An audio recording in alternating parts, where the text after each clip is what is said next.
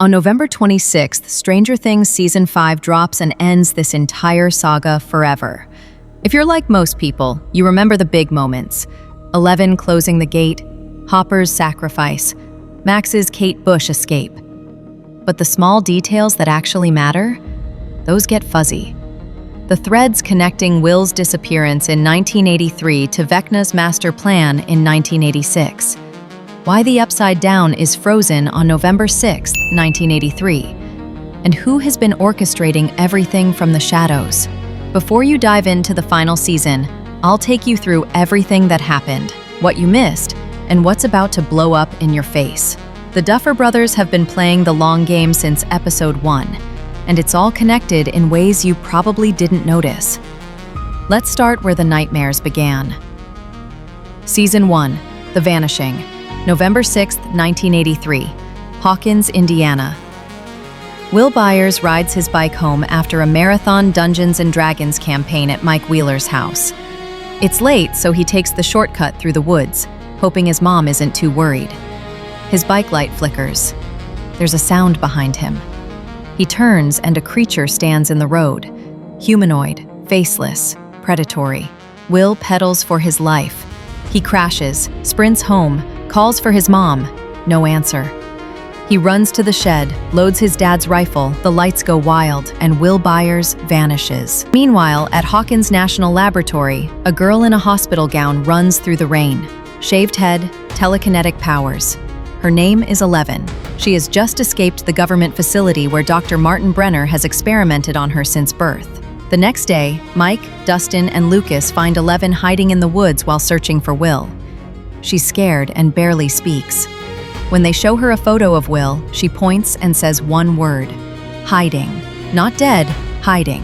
Joyce Byers starts seeing her son through the lights in her house. She buys every Christmas light in Hawkins and strings them across her living room wall, painting letters beneath each one. The lights flicker and spell out R-U-N. Will's alive, but he's somewhere else. Somewhere dark, cold, and not of this world. The kid's science teacher, Mr. Clark, explains it using a flea and an acrobat. The flea walks along the rope. The acrobat flips beneath it. That's the Upside Down, a parallel dimension beneath ours. Nancy Wheeler, Mike's sister, finds one of these tears behind Steve Harrington's house. Her best friend Barb went missing, and Nancy crawls through a rotting tree into the Upside Down, a dark, decaying mirror of Hawkins covered in vines and spores. She sees Barb's corpse. The Demogorgon chases her, and she barely escapes. 11 recognizes the Demogorgon because she opened the gate herself. Dr. Brenner forced her into psychic contact with it, and when she touched it, she tore a hole between dimensions. That gate has been growing ever since. Chief Hopper and Joyce descend through the gate wearing hazmat suits. They find Will in his fort, Castle Byers. He's unconscious, a vine down his throat. They revive him, drag him back through the gate, and save his life. At the school gym, the Demogorgon corners the kids. 11 uses every ounce of her power to disintegrate it, and herself with it. Mike screams her name, but she's gone. Later, Will is home and safe. He coughs into the sink, and a slug-like creature slides down the drain. He looks in the mirror and, for a moment, sees the Upside Down reflected back at him. Then it's gone. And that slug Will coughed up? Keep that in your back pocket. It's not just a gross cliffhanger. It's the reason Season 2 happens. Next up, what the Mind Flayer actually wants. 1 year later, Halloween, 1984. Will Byers is back in school, but he's not okay. He's having episodes where reality flickers, and suddenly he's back in the Upside Down. During one of these moments, he sees something new, something massive.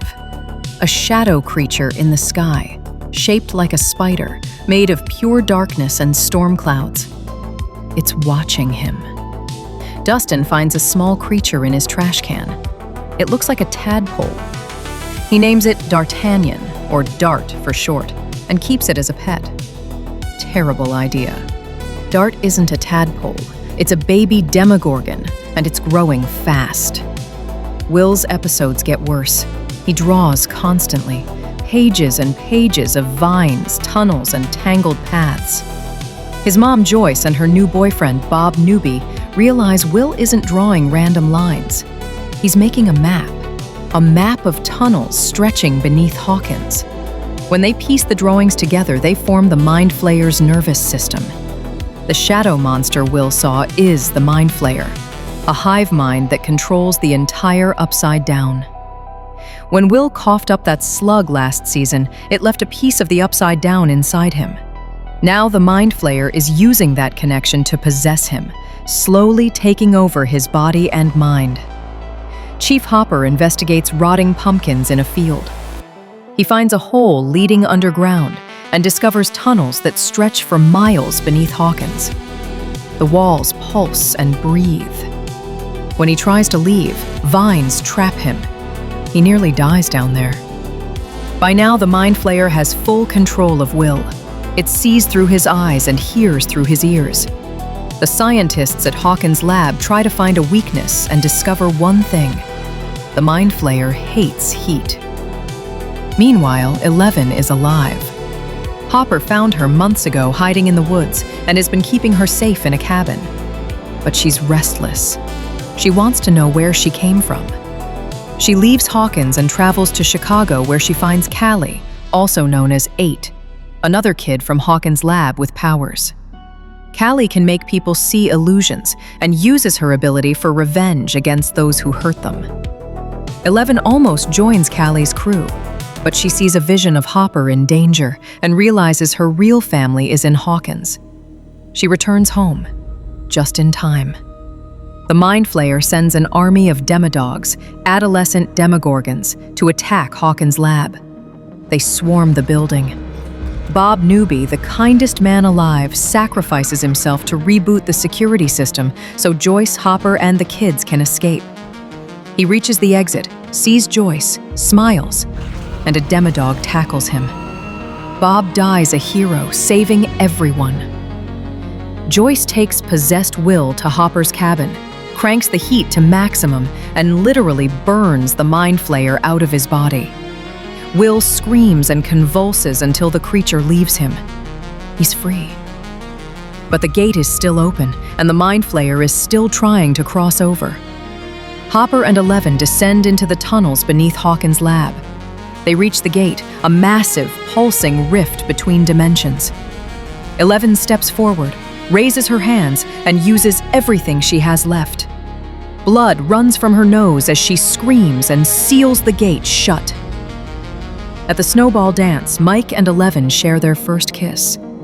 Dustin gets rejected by every girl until Nancy dances with him. Lucas and Max dance together. For a moment, everything feels perfect. Except it's not. The camera pulls back to the Upside Down, where the Mind Flayer looms over Hawkins Middle School, watching through the dimensional barrier. It's trapped, but it's not gone. It's waiting. 11 closed the gate. The Mind Flayer is stuck in the Upside Down. Problem solved, right? Wrong. Because in 6 months, it's going to find a way back. Through the last person anyone expects. Next up, the Battle of Starcourt. Summer, 1985. Starcourt Mall has just opened in Hawkins, and the whole town is obsessed. The mall kills every small shop downtown. Mike and 11 are officially dating, and Hopper is losing his mind about it. Dustin returns from science camp claiming he has a girlfriend named Susie, but no one believes him. Then Dustin intercepts a Russian transmission on his homemade radio tower. Russians. In Indiana. Dustin teams up with Steve, Robin, and Erica Sinclair, Lucas's little sister, to decode the message. They discover that the Russians have built a secret base beneath Starcourt Mall. Their goal? Reopen the gate to the Upside Down using a massive laser machine. Why Hawkins? Because the barrier between dimensions is thinner here. The gate was opened once before, so this is the only place their experiments actually work. Meanwhile, Billy Hargrove works as a lifeguard at the pool, flirting with moms as usual. One night, he crashes his car and gets dragged into the shadows. The Mind Flayer has found a new host. When 11 closed the gate last season, a piece of the Mind Flayer was left behind in Hawkins. Now, with the Russians reopening the rift, it regains strength. The Mind Flayer possesses Billy and begins creating an army, melting infected townspeople into a grotesque flesh monster. Nancy and Jonathan, now interns at the Hawkins post, investigate a case involving exploding rats. They discover that the rats are eating fertilizer, then bursting into organic sludge that merges with the Mind Flayer's growing body. 11's powers are weakening. Ever since she closed the gate, using them causes nosebleeds and exhaustion. For the first time, she's vulnerable. The kids realize Billy is the Mind Flayer's puppet. They trap him in the pool's sauna and crank the heat, hoping to burn the creature out like they did with Will. Billy screams in agony. The real Billy surfaces for a moment. Then the Mind Flayer takes control again. That night, the flesh monster made from dozens of townspeople attacks Hopper's cabin. The group barely escapes. 11 fights back but is impaled in the leg. Meanwhile, Hopper and Joyce infiltrate the Russian base under the mall. They must destroy the laser before it fully reopens the gate. They fight through guards and reach the control room. The only way to shut it down is manual. Whoever does it won't make it out alive. Upstairs, the kids are trapped as the monster hunts them. On the roof, Dustin desperately calls Susie for the Planck's constant needed to access the Russian override code. Everyone thinks she's fake, until she answers. Before giving him the number, she makes Dustin sing the Never-Ending Story theme song with her. It's ridiculous, hilarious, and perfectly Stranger Things. With the code in hand, Hopper and Joyce trigger the shutdown. The laser overloads. The gate closes. The flesh monster collapses into a puddle of sludge. But Hopper is gone. He was standing near the machine when it exploded. Joyce watches in horror as he disappears in the blast. Mike finds 11 sobbing on the mall floor, clutching Hopper's letter, the one about growing up and learning to love. She's lost her powers. She's lost her dad. She's lost everything. 3 months later, the Byers family and 11 move to California. Mike and 11 promise to see each other for Thanksgiving. Joyce hugs Hopper's empty cabin one last time. In a mid-credits scene, far away in Kamchatka, Russia, guards feed a prisoner to a caged Demogorgon. Another guard says, "Not the American. Hopper is alive and trapped in Russia." So Hopper's in a gulag, 11's powerless in California, and the gang is scattered. The Mind Flayer is gone. The gate is closed. Everything's fine, right? Wrong. Because a new killer is about to rise in Hawkins, and this one doesn't need a gate at all. It's been waiting since the beginning. Meet Vecna. Spring break 1986. Hawkins, California, and Russia.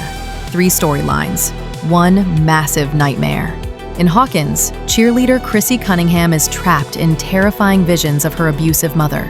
She sees corpses, spiders, and a ticking clock. Desperate for relief, she goes to Eddie Munson, the school's metalhead dealer. In his trailer, she freezes, levitates. Her bones snap and her eyes implode. This is how Vecna kills, through psychic torment that feeds on guilt and trauma. The town blames Eddie.